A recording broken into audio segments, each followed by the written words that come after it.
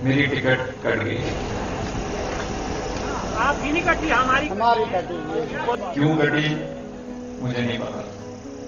मेरे को बताया गया टिकट इसलिए कटी क्योंकि आप परिवारवाद के वंशज है, उपज है। ये हैं जुब्बल कोटखाई से हिमाचल भाजपा के नेता चेतन बरागटा।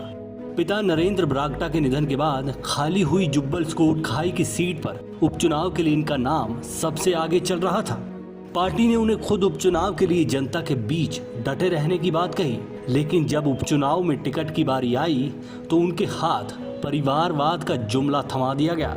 ये बात हम नहीं, खुद चेतन बरागटा कह रहे हैं। प्रत्याशियों का ऐलान होने के बाद चेतन बरागटा जुब्बल कोटखाई में जनता के दरबार को संबोधित करने पहुंचे। अपने संबोधन में उन्होंने बड़ी सादगी से अपने साथ ही अनदेखी का जिक्र कर दिया।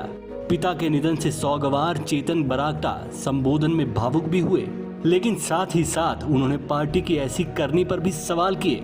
मेरी टिकट कट गई। आपकी नहीं कटी, हमारी कटी।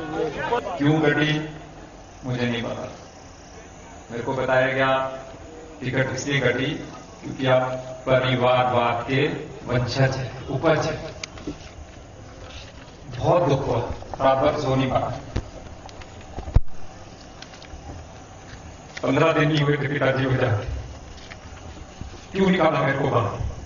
मैंने तो नहीं बोला था कि मेरे को जुब्बल कोटखाई से चुनाव लड़ना है। तब क्यों नहीं तय किया कोई पैमाना की परिवारवाद से कोई नहीं लड़ेगा? 15 साल तक मैं लगातार संगठन के लिए काम करते थे। मैंने संगठन को हमेशा मजबूत किया और बाद में बोला गया तुम परिवारवाद के उपज हो। आप लोग सब परिवार हैं। क्या आप लोग भी परिवारवाद के वंशज से क्या? मेरे को नहीं समझ आया क्या पैमाना है। डबल स्टैंडर्ड्स क्यों?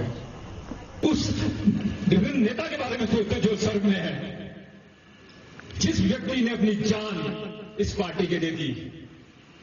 16 के चुनाव में उनको अगर आदेश नहीं दिया होता, ना उनको कोरोना होता, ना आज ये स्थिति पैदा होती, आज हमारे बीच में होते, ना ये उपचुनाव होता। क्यों? इसका उत्तर तो देना पड़ेगा, बिल्कुल देना पड़ेगा। चेतन बरागटा ने साफ तौर पर यही कहा कि काफी वक्त से पार्टी के लिए काम कर रहे थे, लेकिन उस वक्त पार्टी ने ऐसा कुछ नहीं कहा।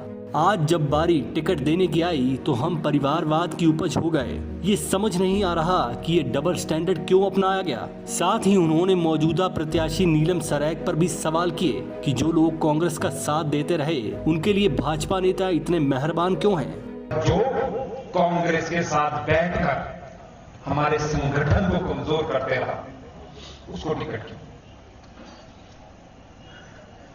क्या हमारे पास काबिल लोग नहीं थे क्या? छह हमारे पूर्व मंडल अध्यक्ष, यहां हमारा शीर्ष नेतृत्व बैठा है जो बनावट को उठाएगा, इनसे चुन लेते।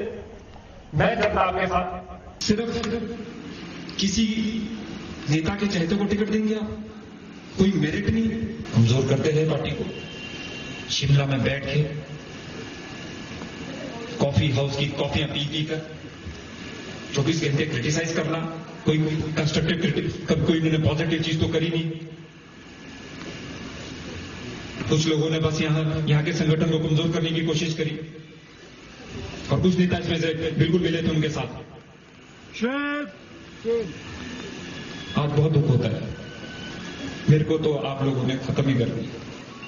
हमारे नेता नरेंद्र मोदी जी हैं, हमारे नेता जयराम ठाकुर जी हैं, पर मेरा यह सवाल शीर्ष नेतृत्व से जरूर बनता है, क्यों? आप जस्टिफिकेशन तो दीजिए ना। हम चलेंगे, इनमें से किसी कार्यकर्ता को ले लीजिए, जिस स्टेज में हमारे सीनियर कार्यकर्ता है उनको आप दीजिए टिकट, क्यों नहीं हम आपके साथ चलेंगे। पर इस तरह से मार के थोपो मत। जब नॉमिनेशन का लास्ट दिन बच गया था तब मेरे को बोला थैंक यू, गेट लॉस्ट।